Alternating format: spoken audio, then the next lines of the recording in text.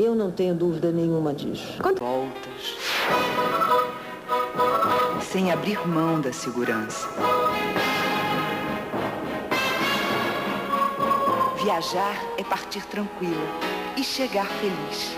Atlantic Tour, uma grande equipe para a sua melhor viagem. Eu não tenho dúvida nenhuma disso. A ministra da Economia, Zélia Cardoso de Mello, passa o dia inteiro explicando para o país o plano econômico que muda a vida de todos os brasileiros. Pouco depois da reunião ministerial do Palácio, a ministra dava a primeira entrevista do dia. Na mão, o Diário Oficial. Ao telefone, o presidente Collor, querendo saber com detalhes a estratégia de divulgação do plano. Não basta explicar, é preciso convencer. Eu não tenho dúvida nenhuma disso. A inflação certamente vai cair muito, quer dizer, os preços vão cair e a economia vai começar a apresentar resultados, reflexo dessas medidas nos próximos 30 dias. Eu não tenho dúvida nenhuma disso. Quantas vezes a senhora acha que vai ter de repetir isso? Olha, inúmeras, mas eu repetirei quantas vezes for necessário para esclarecer a população o que nós estamos fazendo. Eu não tenho dúvida nenhuma disso. No corredor da TV Globo em Brasília, ela troca ideias com o responsável pela divulgação do Palácio, o jornalista Cláudio Humberto. No mesmo corredor, o xerife do plano, o delegado Romeu Tuma, ouve instruções da ministra sobre a fiscalização das medidas. Agora, ela acompanha a entrevista do ministro Magri sobre os salários. No estúdio, sai o ministro do Trabalho e entra a ministra da Economia. Começa o ritual que vai se repetir várias vezes ao longo do dia. Um copo d'água. Atenção. Eu não tenho dúvida nenhuma disso. Então, organização das ideias. Mais do que nunca, é preciso ser a professora Zélia. Eu não tenho dúvida nenhuma disso. Nós queremos e precisamos que a população brasileira tenha ações favoráveis ao plano. No intervalo, dá tempo para conversar com o assessor, que passa dados e tranquilidade. Ela está firme, está tranquila, mas sabendo da responsabilidade de conduzir muito bem esse processo para realmente eliminar esse nosso problema. A ministra está com pressa. Lá fora ela acha ainda alguns segundos para ouvir o secretário da administração, João Santana. O sábado é pequeno para tantas entrevistas. A economista sabe que tão importante como fazer um plano é vender a ideia dela. Toda vez que fizer cocô mole, e lembre-se, depois de passar horas explicando o plano, a ministra finalmente conseguiu vir até o gabinete para uma reunião com o delegado Romeu Tuma e alguns assessores. A equipe analisou tudo o que já foi dito e decidiu elaborar uma cartilha, uma espécie de beabá das medidas que esclareça as dúvidas de uma vez por todas. Pela manhã, a ministra da Economia, Zélia Cardoso de Mello, deu uma longa entrevista para os repórteres Carlos Monforte e Lilian Vitifib, no estúdio da Rede Globo em Brasília. Você vai ver agora as explicações da ministra sobre o pagamento de consórcios e das contas anteriores ao dia 15 e o que ela disse sobre o pagamento dos salários deste mês.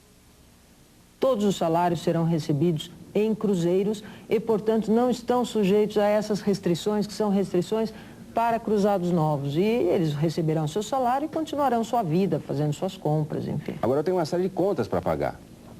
Contava eu com o outro dinheiro que está agora no Banco Central. Como é que eu faço? Se esse pagamento então, de escola, de dentista, de cursos, as enfim. contas que foram contratadas até 15 de março, você vai pagar, transferindo o crédito. Aí eu posso fazer o cheque em cruzados novos, não?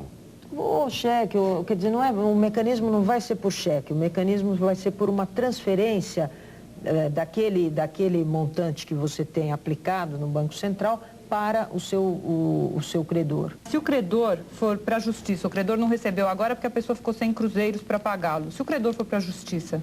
Olha, eu volto a insistir, se houver um crédito contratado antes do dia 15, há uma simples transferência entre o devedor e o credor. O que acontece com os consórcios? A pessoa quer quitar o seu carro e não tem dinheiro porque só pode tirar 20% no governo, digamos. Consórcio é um caso, quer dizer, um contrato entre duas partes.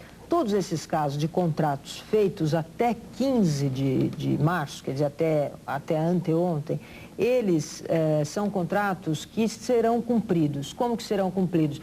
Pela simples transferência de uma parte dos cruzados novos que estão, por exemplo, na minha conta, que sou devedora, para a conta do credor, em cruzados novos. Mas fica bloqueado na conta do credor? Fica bloqueado na conta do credor. E como é que o credor vai pagar o carro? O dono do consórcio vai pagar o carro? Isso é uma cadeia que vai se transferindo. E aí a Auto Latina fica com o pó, ministra? Fica com o cruzado que ela não pode mexer? Isso, a Auto Latina fica com o cruzado que ela não pode mexer. E será que a Auto Latina não vai fazer demissões depois disso? Aí que está, porque isso daí, evidentemente, que vai ter um ajuste. O programa econômico do governo Collor vai extinguir várias estatais. A maioria delas está na área do Ministério da Infraestrutura. A repórter Lilian Vitifib está agora com o secretário-geral do Ministério da Infraestrutura, Paulo Ximenes, no estúdio da Rede Globo, em Brasília. Lilian. Doutor Paulo, como fica a extinção de todas essas empresas estatais? Essa é uma parte extremamente importante desse programa de total consistência macroeconômica montado pelo presidente Collor. A extinção de estatais é uma necessidade, principalmente aquelas que não são produtivas. E a administração direta, ela vai passar a executar o trabalho dessas empresas. Quer dizer, os funcionários, seria bom deixar claro, os funcionários dessas empresas que estão extintas e que não tinham estabilidade estão automaticamente demitidos. Perfeito. E isso vai ser decidido pelo liquidante dessas empresas, que vai ficar com os funcionários necessários à condução dos negócios da liquidação, e os demais serão demitidos se forem funcionários regidos pelo sistema da CLT. Isso se aplica também à extinção da Portobras? Também. A Portobras vai seguir o mesmo caso. Agora, deixar bem claro, é a Portobras.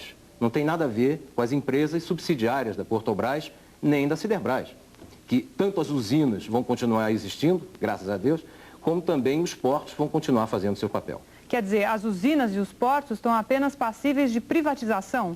Apenas passíveis de privatização dentro daquele sentido de que o Estado tem que reduzir a sua presença na economia. O setor privado vai se agigantar na sua função econômica. Com os empregados das usinas e dos portos, por enquanto não acontece nada. Eles continuam estatais, os que forem estatais, e continuam de acordo com a mesma legislação. Com a mesma legislação, e o programa de privatização, ele está claro que os empregados vão ter uma participação forte na discussão e na participação societária. Doutor Ximenes foi secretário-geral durante muito tempo do Ministério da Fazenda, do ministro Maílson da Nóbrega, e ele sabe, porque ele esteve lá, conhece muito toda essa questão do déficit público. As críticas que nós começamos a ouvir, ainda pequenas, tímidas, em relação ao plano, as dúvidas em relação ao plano, se referem justamente ao corte do déficit público. Eles acham que em matéria de controle de liquidez, de controle de moeda, conseguiu-se colocar o dedo na ferida, o problema está resolvido em matéria de moeda. Em matéria de déficit público, o senhor acredita firmemente na privatização, no enxugamento dos gastos e principalmente na redução dos juros da dívida pública? Eu não tenho dúvidas, Lilian. Eu julgo a consistência desse programa, ela é total. E também na área do déficit público. Sempre se disse, sempre se soube que a ênfase teria que ser muito mais na fiscalização, no combate à sonegação, do que o aumento de alíquotas. E o programa, eu acho que está embasado nisso, numa volta à moralidade, num sentido de cidadania, do prazer de pagar imposto, sabendo que aquele imposto vai ser utilizado com um fim muito mais claro. É nesse sentido que eu não tenho dúvidas que o déficit público também tende a ser zerado. Muito obrigada ao Dr. Paulo Ximenes. Nós voltamos ao Rio com Marcos Rummel. A direção do Partido dos Trabalhadores cancelou a entrevista marcada para a tarde de hoje para apresentar as conclusões do PT sobre o plano econômico do novo governo. Os dirigentes do partido continuam reunidos e só vão divulgar a posição oficial do PT amanhã. No Rio, a direção do PDT também se reuniu para analisar o plano. A reunião ainda não terminou. O futuro do plano econômico depende agora do Congresso Nacional. Alguns partidos já começaram a discutir as medidas. Cada um de nós foi condenado à vida. Seja qual for o peso do teu sofrimento, tu tem que aprender a carregar ele nas costas.